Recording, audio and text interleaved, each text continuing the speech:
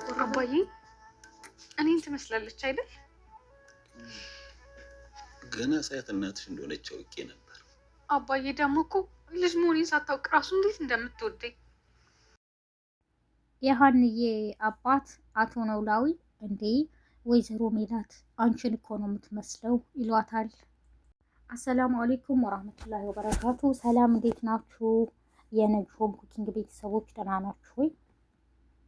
ኖላዊ ተከታታይ ድራማ ክፍል 89 ይዤላችሁ መጥቻለሁ። ላይክ፣ ሸር፣ ሰብስክራይብ በማድረግ እስከ መጨረሻው አብረውን ቆዩ።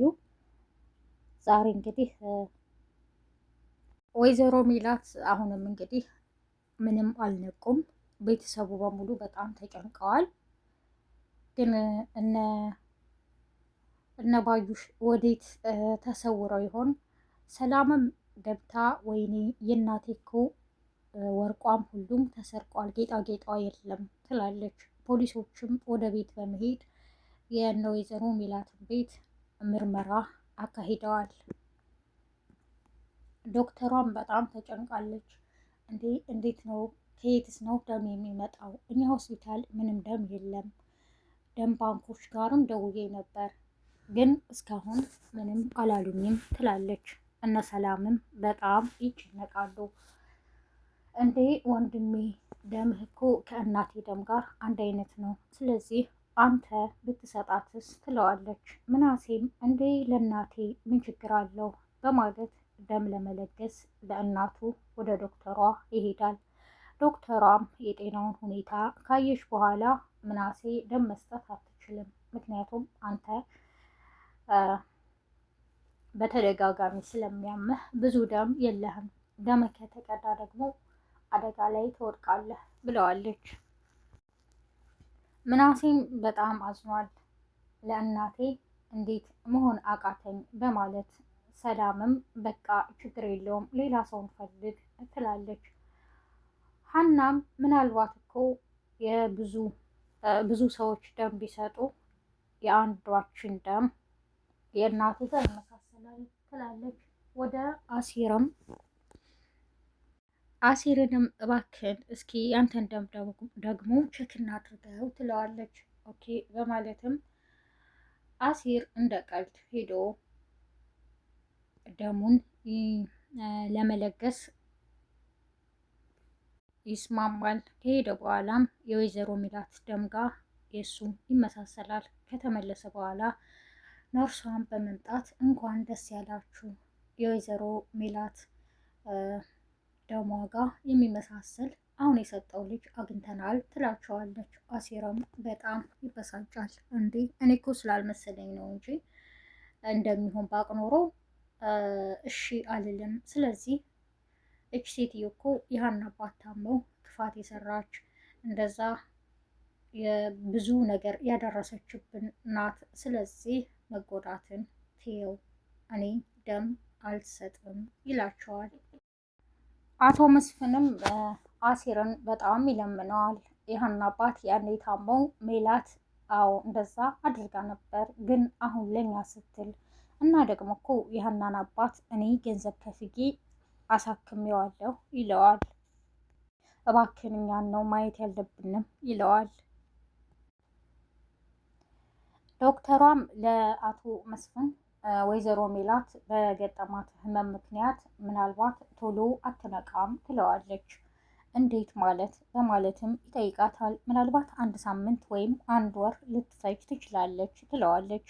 እና አሁን ታዲያ ምንድን ነው የሚሻለው ይላታል። እነ ሰላምም ተጨንቀዋል። ሀናም እንዴ አባዬ እኔ እኮ እናቴ ልጇ መሆኗን ሳላውቅ በጣም ነው የምትወደኝ ትለዋለች።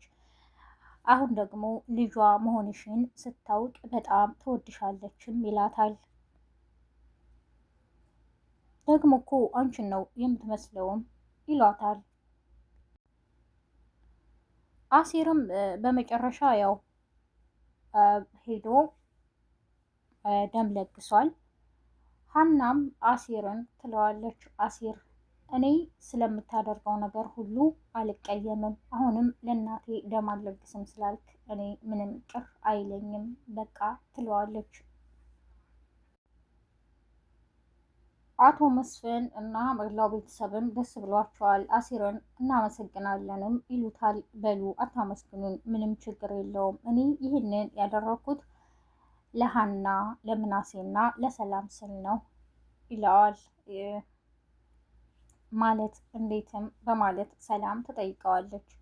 ሀና ስትጨነቅ ማየት አልፈልግም። ሌላው ደግሞ ያኔ እኮ አንቺና ምናሴ ብር አዋጣችሁ ለሀና አባት መታከሚያ አንጥታችኋል ይላታል። እና ደግሞ ምናሴን ጥሩ ሰው ስለሆነ ነው በማለትም ይነግራታል። ፖሊሶችም ምርመራውን አካሂደዋል። ጥያቄም ይጠይቋቸዋል። ድንገት ቤት ምርመራ በሚያካሂዱበት ሰዓት አቶ ኖላዊ ወደ ቤት ይሄዳሉ። እንዴ እርሳቸው ማናቸው? እዚህ ቤት የሚኖሩት 6 ሰዎች ናቸው ተብሎ ነበር በማለትም በጥያቄ ያፋጥጡታል። አዎ ይላቸዋል። እኔ አሁን ነው የመጣሁትም በማለት ይነግራቸዋል። እና ትናንት ወይዘሮ ሜላትን አግኝተሃት ነበር በማለትም ይጠይቋታል። አዎ አግኝቻታለሁ በማለትም ይመልስላቸዋል። ትናንት ያው ማጌን እዚህ ወድቃ ያገኘናት ሁላችንም ዲኤንኤ ምርመራውን ልናደርግ ሂደን ነበር። ስንመለስ እንደዚህ ሆና ነው ያገኘናት በማለትም ለፖሊሶቹ ያስረዳሉ። አቶ ኖላዊም ትናንትና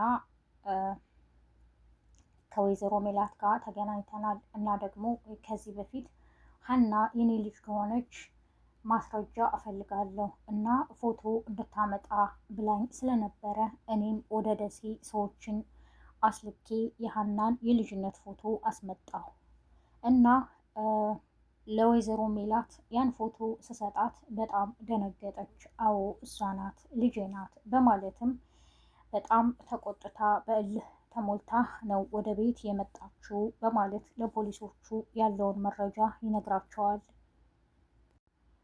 ሰላምም እንዴ እማዬ ከኛ በፊት ደርሳበታለች ማለት ነው፣ እሷም በሌላ መንገድ እያጣራች ነበር። በቃ ይህንን ስታውቅ እናቴ እልህኛ ናት። ወደ ቤት ስትመጣ ምናልባት ሲተናነቁ ከእርግብ ጋር መታት ነው የሚሆነው። እናቴን እንደዚህ አድርጋት የሄደችው ወይኔ ትላለች። እና ስልክ ሞክራችሁ ነበር በማለትም ይጠይቋቸዋል። አይ ስልኳ አይሰራም የለችም ይሏቸዋል። ትናንት እቤት ነበረች ወይ በማለትም ይጠይቃሉ። አይ እቤት አልነበረችም አላየናትም በማለትም መልሳቸውን ሰጥተዋል። በመጨረሻም እንግዲህ ወይዘሮ ሜላት ይነቃሉ ብለን ተስፋ እናደርጋለን።